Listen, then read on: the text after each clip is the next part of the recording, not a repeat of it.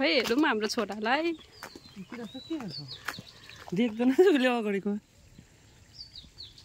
जाउँ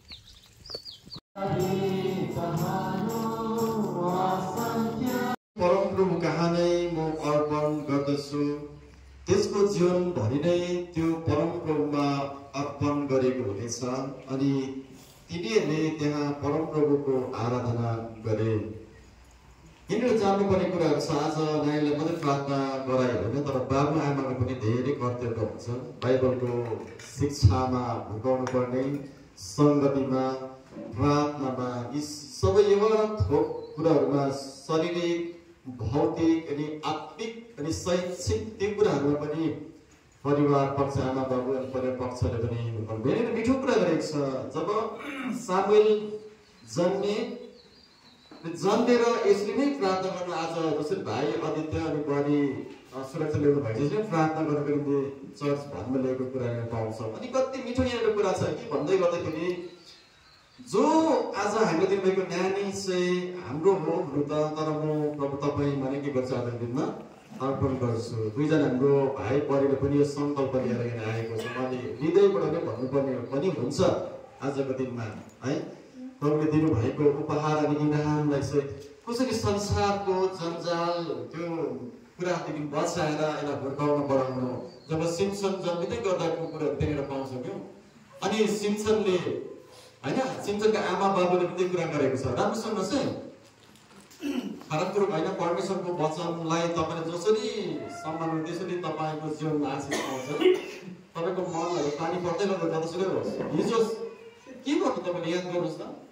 यहाँनिर 25-30 भन्दै गर्दाखेरि अप्ठ्यारो कुरा हुन्छ क्या। 25-30 वर्ष भयो तर डिफ्रेन्ट आएको छैन। प्रार्थना गर्नुपर्ने हुन्छ। मनलाई नि यताउता गर्नु हुँदैन, बिहान डिस्टर्ब हुन्छ क्या। अप्ठ्यारो कुरा जस्तो भन्दाखेरि तपाईँ आजको दिनहरूमा नि थोरै पाइन्छ यस्ता कुराहरू क्या। र तपाईँको प्रब्लम भएको कारणले गर्दा, तपाईँ प्रब्लममा रहेको कारणले गर्दा चाहिँ आज यसरी नै यहाँनिर नानीहरू लिएर धेरै आज हामीले प्रार्थना गरेका छौँ, अर्पण गरिसक्नु भएको छ। तर हुर्किँदै जाँदा, बढ्दै जाँदाखेरि धेरै शिक्षाको आवश्यक पर्छ। याद गर्नुहोस् है, याद गर्नु। अप्ठ्यारो परिस्थितिहरूको धेरै त्यो कुरोको सामनाहरू गर्दै गर्दाखेरि हात उठाउनसम्म पनि है म सक्दिनँ क्या भन्ने कुरा अहिले हामी देख्दैछौँ। धेरै चाहिँ याद गर्नु, संसारकै हो।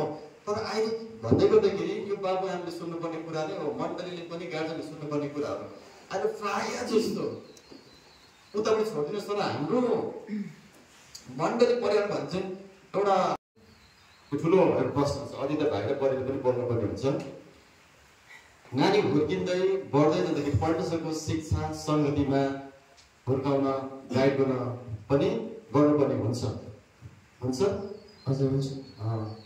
अनि यो कुराहरू आज हामीले गर्दै गर्दाखेरि साँच्चै नै परमेश्वरले पनि हाम्रो छोरा आदित्य बढीलाई अनुग्रह गर्नुहुनेछ। यसै कारण नै आजको दिनमा हामीहरू प्रार्थना गर्नको निम्ति परमेश्वरमा धन्यवाद दिनको निम्ति हामी सम्पूर्ण मण्डली परिवार यसरी भेला भएका छौँ, जम्मा भएका छौँ। अनि परमेश्वरलाई हामीले धन्यवाद दिन्छौँ। उहाँको हेरचाहमा, उहाँको देखरेखमा प्रभुले छोरा छोरीहरूलाई दिनुभएको छ अनि परिवार अनि मण्डलीलाई पनि दिनुभएको छ। यसै कारण परमेश्वरलाई धन्यवाद दिँदै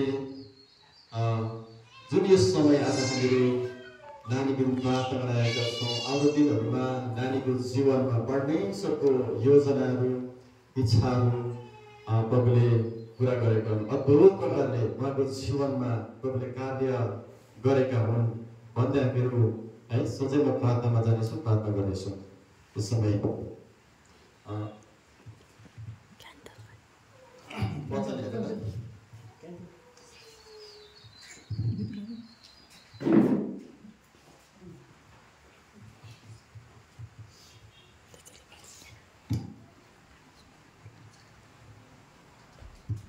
लुका 18 के वचन सर्वदा पढ्नेछु।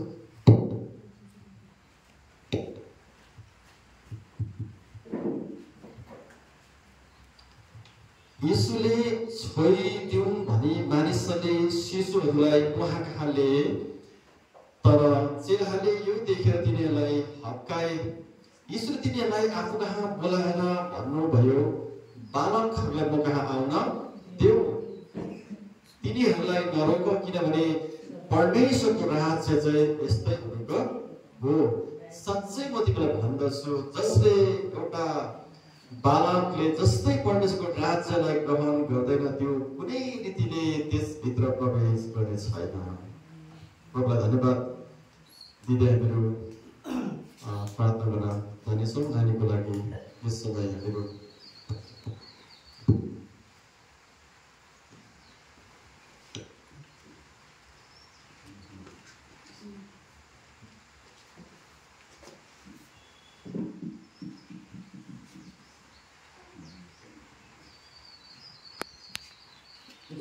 प्रार्थना गरौँ ल छोराको लागि।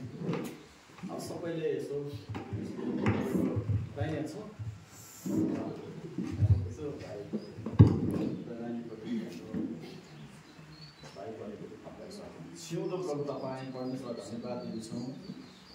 तपाईँको दया करुणा कृपा अनुग्रह हाम्रो भाइ अदित्य बढी सुरक्षाको जीवनमा प्रशस्तै भइरहने गर्दा आजको दिनमा छोरा आयनलाई उपहार इनाम ईश्वर 1000 एउटा सन्तान तपाईँले दिनुभएको छ पिता। आजको दिनमा वचनले भनेअनुसार समयको पुस्तकमा प्रभु तपाईँमा नै अर्पण गरिरहेका छौँ। मण्डलीको सामुन्ने तपाईँ परमेश्वरको उपस्थितिमा प्रभु अनि अगजनको उपस्थितिमा यस समय तपाईँको नामलाई प्रार्थना गरेका छौँ पिता। नानी हुर्किँदै गर्दा बढ्दै गर्दाखेरि भाइ आदित्य भाइ सुरक्षालाई तपाईँले अनुग्रह गर्नुहोस्। भौतिक शैक्षिक यी सबै क्षेत्रहरूमा आत्मिक शारीरिक अनि आत्मिक सबै क्षेत्रहरूमा बढ्नमा हुर्काउनमा र सबै कुरो गर्नमा तपाईँले माथिबाटको ज्ञान दिशामा शक्ति छोराछोरीलाई दिनुहोस् पिता। धन्यवाद नानी तपाईँको हातमा राख्छौँ। तपाईँको निगा अनुग्रह कृपा नानी बालकको जीवन आयनको जीवनमा प्रशस्तै बनेको छोराको जीवनबाट नानीको आयनको जीवनबाट परिवारमा मण्डलीमा त्यो क्षेत्रहरूमा तपाईँले आउँदो दिनहरूमा जसरी सामूहिक जीवनमा तपाईँ अद्भुत काम गर्नुभयो त्यो कामहरू पनि तपाईँ गर्नुहोस् भन्ने घोषणा गर्दछौँ। तपाईँ प्रार्थना गर्दछौँ। धन्यवाद सबै कुरो तपाईँको हातमा राख्दै वचन 50 को 14-23 पदको अनुसार धन्यवादका बलिका कुरा सबै तपाईँलाई चढाउँदै दिदी प्रार्थना जिउँदै सुख नाममा।